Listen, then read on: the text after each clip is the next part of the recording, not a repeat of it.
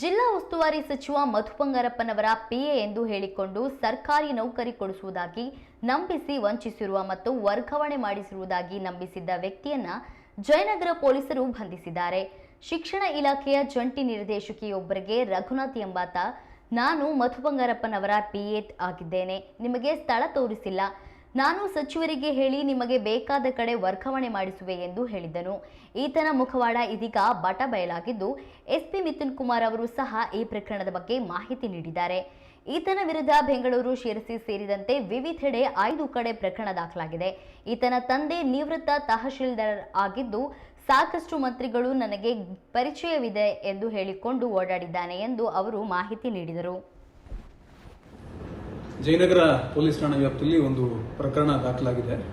ರಘುನಾಥ್ ಅನ್ನೋ ಒಬ್ಬ ಆರೋಪಿ.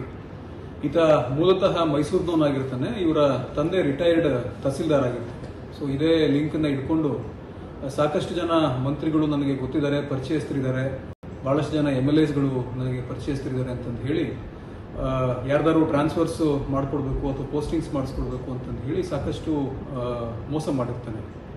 ನಮ್ಮ ಶಿವಮೊಗ್ಗ ಜಿಲ್ಲಾ ಮಂತ್ರಿಗಳಾಗಿರ್ತಕ್ಕಂಥ ಶ್ರೀ ಮಧು ಬಂಗಾರಪ್ಪನವರ PA ಅಂತಂದು ಹೇಳ್ಕೊಂಡು ಒಂದು 3-4 ಜನಕ್ಕೆ ಮೋಸ ಮಾಡಿರ್ತಾನೆ. ಈ ಒಂದು ಮೋಡಸ್ ಆಪರೆಂಡಿ ಏನಂತಂದ್ರೆ, ಫಸ್ಟ್ ಎಲ್ಲೆಲ್ಲಿ ಟ್ರಾನ್ಸ್ಫರ್ಸ್ ಅಥವಾ ವೈಟಿಂಗ್ ಫಾರ್ ಪೋಸ್ಟಿಂಗ್ಸ್ ಇರುತ್ತೆ ಅಥವಾ ಯಾರ್ಯಾರು ಟ್ರಾನ್ಸ್ಫರ್ಸಿಗೆ ಟ್ರೈ ಮಾಡ್ತಾ ಇರ್ತಾರೆ ಅಂಥವ್ರದ್ದು ಮಾಹಿತಿ ತಗೊಂಡು ಅಂಥವ್ರಿಗೆ ಫೋನ್ ಮಾಡಿಬಿಟ್ಟು, ಇಲ್ಲ ನಾನು ಲೆಟರ್ ಮಾಡಿಸಿದ್ದೀನಿ, ನನಗೆ ಇಷ್ಟು ದುಡ್ಡು ಹಾಕಿ ಅಷ್ಟು ದುಡ್ಡು ಹಾಕಿ ಅಂತಂದು ಹೇಳಿ ಸ್ವಲ್ಪ ಕನ್ವಿನ್ಸ್ ಮಾಡಿ ದುಡ್ಡನ್ನು ಹಾಕ್ಸ್ಕೊಳ್ತಿರ್ತಾನೆ. ದುಡ್ಡು ಹಾಕ್ಸ್ಕೊಂಡು ಕೆಲವೇ ದಿನಗಳಲ್ಲಿ ಆ ಫೋನ್ ನಂಬರ್ನ ಚೇಂಜ್ ಮಾಡಿರ್ತಾನೆ. ಫೋನ್ ನಂಬರ್ ಚೇಂಜ್ ಮಾಡಿಕೊಂಡು ಮತ್ತೆ ಎಲ್ಲೂ ಟ್ರೇಸಿಗೆ ಸಿಗೋದಿಲ್ಲ.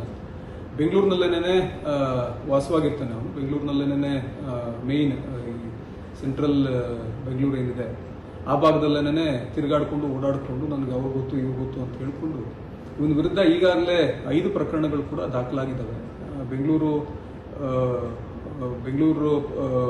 ನಗರದಲ್ಲಿ 4 ಪ್ರಕರಣ ಆಗಿದ್ದಾವೆ. ಅದಾದ್ಮೇಲೆ ಶಿರ್ಸಿನಲ್ಲಿ 1 ಪ್ರಕರಣ ಆಗಿದೆ. ನಿನ್ನೆ ಜಯನಗರ ಪೊಲೀಸ್ ಠಾಣಾ ವ್ಯಾಪ್ತಿನಲ್ಲೂ ಕೂಡ 1 ಪ್ರಕರಣ ದಾಖಲಾಗಿದೆ. ಅದನ್ನ ಈಗಾಗಲೇ ವಶಕ್ಕೆ ಪಡ್ಕೊಂಡಿದ್ವಿ. ವಶಕ್ಕೆ ಪಡ್ಕೊಂಡು ಅವನಿಗೇನು ಮುಂದಿನ ಪ್ರೊಸೀಜರ್ಸ್ ಜುಡಿಷಿಯಲ್ ಕಸ್ಟಡಿ ಮಾಡಿಸ್ಬೇಕು ಅದನ್ನು ಕೂಡ ನಮ್ಮ ಇಲಾಖೆಯಿಂದ ಮಾಡಿಸ್ತಾ ಇದ್ದೀವಿ.